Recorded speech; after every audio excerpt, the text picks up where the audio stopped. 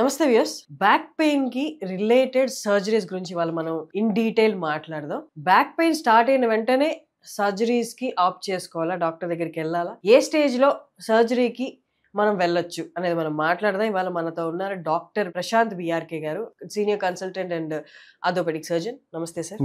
ఇప్పుడు ఏజ్ తో పరిమితం లేకుండా వచ్చే మాక్సిమం డిస్కంఫర్ట్ ఏంటి అంటే బ్యాక్ రిలేటెడ్ సర్జరీ అనేది డౌన్ ద లైన్ ఇన్నెవిటబుల్, లేకపోతే ముందు నుంచి ప్రికాషన్స్ తీసుకుంటే we can completely avoid it or postpone it to 15-20 years. So మీరు అడిగిన క్వశ్చన్ ఏదైతే ఉందో, సో దీనిలో 2 types ఉంటాయండి. ఒకటి డిస్క్ ప్రాబ్లమ్స్ ఉంటాయి, రెండు బోన్ అరిగిపోవడం ఉంటుంది. సో డిస్క్ ప్రాబ్లమ్ ని ఇంటర్వర్టిబ్రల్ డిస్క్ ప్రొలాప్స్ అంటాం. అండ్ రెండోది అందరికి కామన్ గా వాడే స్పాండిలోసిస్. స్పాండిలోసిస్ అనేది డీజనరేషన్, అంటే అరిగిపోవడం వల్ల వచ్చే ప్రాబ్లమ్ ని స్పాండిలోసిస్ అంటాం. డిస్క్ అనేది అక్యూట్ కండిషన్, అంటే సడన్ గా వచ్చే కండిషన్. సపోజ్ మనం జిమ్ కి వెళ్తున్నాం, ఏదైనా సడన్ గా వెయిట్ లిఫ్ట్ చేస్తున్నాం, సడన్ గా పట్టేసినట్టు ఉంటుంది, దట్స్ అ డిస్క్ ప్రాబ్లమ్. లేదంటే మీరు ఏదైనా స్పోర్ట్స్ ఆడుతున్నారు, స్పోర్ట్స్ ఇంజరీస్, ఆ డిస్క్ అనేది సడన్ గా బల్జే బయటకు వచ్చేస్తుంది, that's an acute condition. So acute conditions లో యంగ్స్టర్స్ కి చాలా కామన్ గా వచ్చేవి డిస్క్ ప్రాబ్లమ్స్, పెద్దవాళ్ళకి వచ్చేవి స్పాండిలోసిస్. సో స్పాండిలోసిస్ అనేది మెడలో రావచ్చు, నడుములో రావచ్చు, దేని వల్ల రావచ్చు. సో మజిల్ వీక్నెస్ వల్ల, డీజనరేషన్ వల్ల వచ్చే కండిషన్ స్పాండిలోసిస్.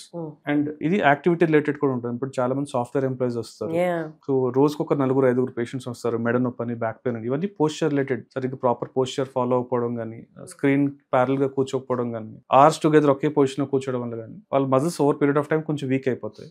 వీక్ మజిల్ పైన ఎప్పుడైతే లోడ్ పడుతుందో వాళ్ళకి బ్యాక్ పెయిన్స్, నెక్ పెయిన్స్ అన్ని స్టార్ట్ అవుతాయి. So most of them are correctable. మందులతోనో ఫిజియోథెరపీతోనో కరెక్ట్ చేయొచ్చు. 90+% డజంట్ రిక్వైర్ సర్జరీ.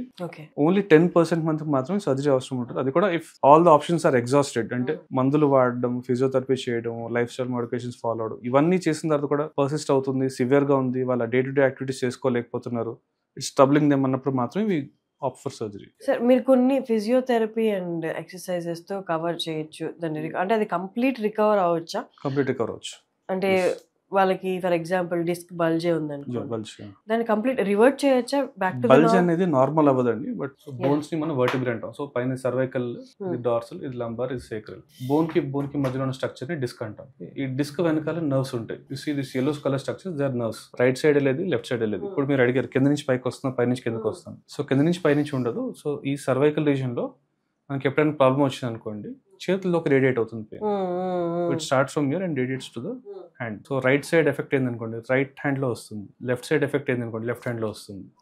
అలాగే నడుంలో ఎఫెక్ట్, లంబార్ రీజన్ ఉంది అనుకోండి, రైట్ సైడ్ వస్తే రైట్ లెగ్ వస్తుంది, లెఫ్ట్ సైడ్ వస్తే లెఫ్ట్ లెగ్ వస్తుంది, సెంటర్ లో వస్తే 2 కాళ్ళు వస్తాయి. మీరు ఈ మోడల్ చూస్తే ఈ red colour structure if you can see, this is a disc prolapse. So disc బయటకు వచ్చినప్పుడు వెనకాల నర్వ్స్ ఉన్నాయి, yellow కలర్ స్ట్రక్చర్స్. ఆ డిస్క్ వెళ్ళి నర్వ్ మీద ప్రెషర్ పడుతుంది. సో ఎప్పుడైతే ప్రెషర్ పెడుతుందో ఆ రేడియేటింగ్ సిమ్టమ్స్ అనేవి మనకు వస్తాయి. సో చాలా మంది అంటే ఇక్కడ నుంచి నాకు కాలంతా పాకినట్టు ఉంటుంది, జాలు లాగా నొప్పి వస్తుంటారు. So that is nothing but radiating pain. ఈ డిస్క్ అనేది ఎప్పుడైతే నర్వ్ మీద ప్రెషర్ పెడుతుందో మనకి పెయిన్ వస్తుంది. సో మీరు అడిగిన క్వశ్చన్ ఏంటంటే ఇది మళ్ళీ వెనక్కి వెళ్తుంది అంటే వెనక్కి వెళ్ళదు. కొంతమందిలో ఏంటంటే బయటకు వచ్చిన పార్ట్ ఆటోమేటిక్ గా ఓవర్ పీరియడ్ ఆఫ్ టైం కరిగిపోతుంది. సో వాళ్ళకి అంటే కొంచెం ఒక 1 month తర్వాత సిమ్టమ్స్ అన్ని కంప్లీట్ గా తగ్గిపోతాయి.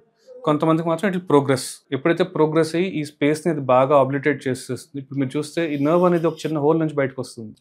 సో ఎప్పుడైతే డిస్క్ బయటకు వచ్చి ఈ నర్వ్ మీద ఇట్లా ప్రెషర్ పెట్టింది అనుకోండి, ఆ నర్వ్ కి చాలా తక్కువ స్పేస్ ఉంటుంది to exit from that whole. Nerve is under lot of pressure. So అప్పుడు మనం బెండ్ అయినా ఏమైనా కూడా దానికి స్పేస్ ఇంకా తగ్గిపోతుంది. So that is when you have maximum symptoms. So అప్పుడు సర్జరీ చేసి ఏంటంటే ఈ డిస్క్ ని మనం తీసేసాం అనుకోండి, మళ్ళీ nerve becomes free. So that is only done when all options are exhausted.